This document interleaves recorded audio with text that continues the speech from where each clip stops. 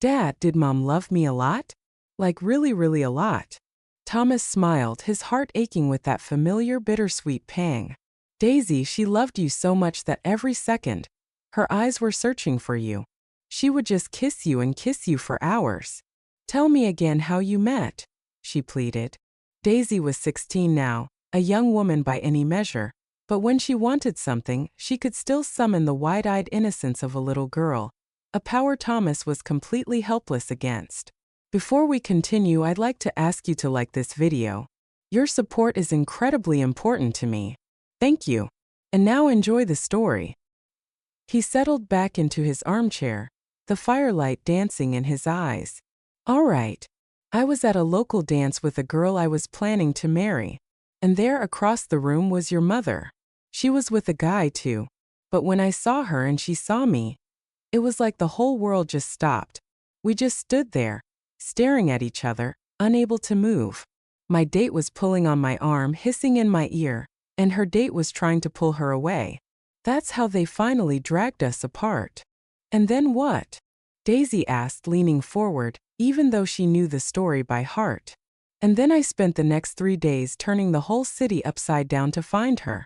It turned out, she and her boyfriend had also just filed for a marriage license. Our weddings were scheduled a week apart. Daisy pressed her fists to her chest. That's so romantic. But you always stop at the best part. Well, we broke things off with our respective partners. It was messy. Were they mad for a long time? A very long time, Thomas said, his expression clouding over. My ex-fiancée Isabella. Even after you were born, she was still consumed by it. She hated us. What do you mean? One afternoon, we were walking with you in the stroller. She came speeding around a corner in her car, straight at us. She swerved at the last second. I found her later and told her if she didn't leave town, I'd press charges. I never saw her again after that. Dad, Daisy's voice grew quiet. Why do you think Mom disappeared? Could she have left on her own? No, Thomas said, his voice firm. Never. She loved you and me too much. She couldn't have. Then why didn't the police ever find anything? Because sometimes criminals are just very, very clever. Evelyn had vanished 14 years ago. Vanished so completely it had baffled the police. She had gone out to the playground with 2-year-old Daisy. The baby had fallen asleep in her stroller, and Evelyn sat on a bench with a book. A neighbor saw her and waved. 20 minutes later, passers-by noticed a crying child in a stroller completely alone. The search began immediately. Thomas, already a successful businessman, used every resource he had. For the first few weeks, the search was relentless, a 24/7 operation. But there was nothing. No witnesses, no ransom note, no trace. It was as if Evelyn had simply evaporated. After 5 long, agonizing years, she was legally declared dead. Thomas never truly believed it, but he had to learn to live with it. For Daisy. Daisy, who was the spitting image of her mother. Daisy, who could listen for hours to the stories of their short life together. All right, Munchkin, time for bed. I have a mountain of work tomorrow. A sly smile spread across Daisy's face. Speaking of which, Thomas felt a familiar sense of dread. He knew that look all too well. What did I forget? My summer break has started, and you promised I could intern with you, to learn the ropes. He laughed, a genuine booming sound. You already know the ropes. I could put you in charge right now, and the company would probably run better. Don't you want a break? To hang out with your friends? Nope. I want to learn the business. I want to help it grow. You drive a hard bargain, he smiled. All right. I'll have a workstation set up for you in my office. And yes, I'll even give you some real work, I promise. Now off to bed. She kissed him on the cheek and darted off to her room. Thomas walked over to the fireplace and picked up a large, framed photo of Evelyn. Our little girl is all grown up, he whispered to the smiling face in the picture. She's brilliant, beautiful. You'd be so proud. The next morning at the office, they were greeted with a minor crisis. Their longtime cleaner, Mrs. Gable, had been hospitalized, leaving the large office complex without anyone to keep it tidy. Daisy, your first assignment, Thomas said, a twinkle in his eye. First, call the hospital, find out what Mrs. Gable needs. She's a widow with no family, so we need to make sure she's taken care of. She's been with us for over a decade. Second, call some agencies and find us a temporary cleaner. You've got this. On it, Dad, she said, already pulling out her phone. Thomas smiled. He had no doubt his daughter would handle it perfectly.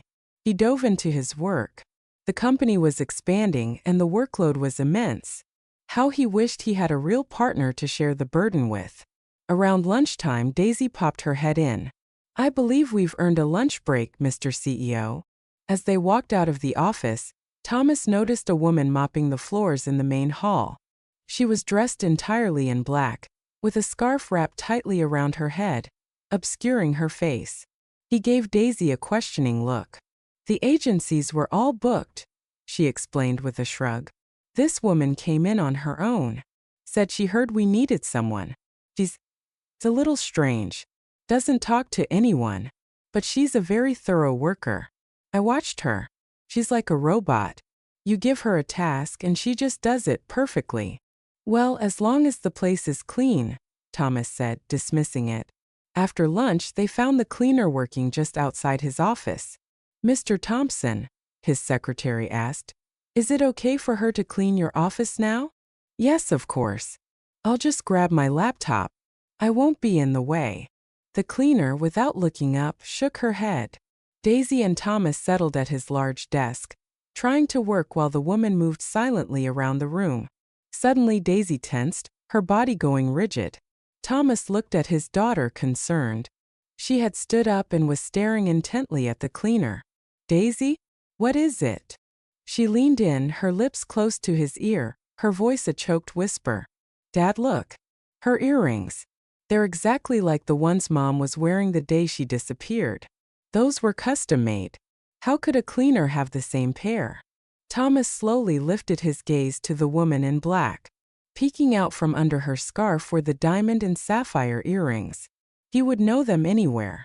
He had designed them himself. Daisy, he said, his voice barely audible. There is no other pair.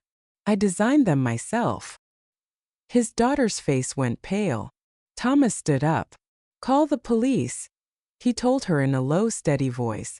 Use my name. He walked to the office door and locked it. The cleaner flinched at the sound of the click. He strode towards her. Where did you get those earrings? She slowly, reluctantly raised her head, her eyes wide with fear. They're my earrings. Thomas felt the floor tilt beneath his feet. He reached out and pulled the scarf from her head so quickly she didn't have time to react. Daisy let out a sharp cry. Thomas could only whisper her name. Evelyn. The woman looked at him, bewildered. I'm sorry, you've made a mistake. My name is Julia. Evelyn, what are you talking about? Don't you remember me? Don't you remember Daisy, our daughter? The woman looked at Daisy, her expression filled with confusion and pain. My daughter? No. My family is gone. And it was all my fault. The police arrived. At the station, the detective who had originally led the search for Evelyn sat down with Thomas. I don't know what to say, Mr. Thompson. We ran her through a polygraph. She's telling the truth, or at least what she believes to be the truth. It's like her memory was completely wiped and replaced with a new one.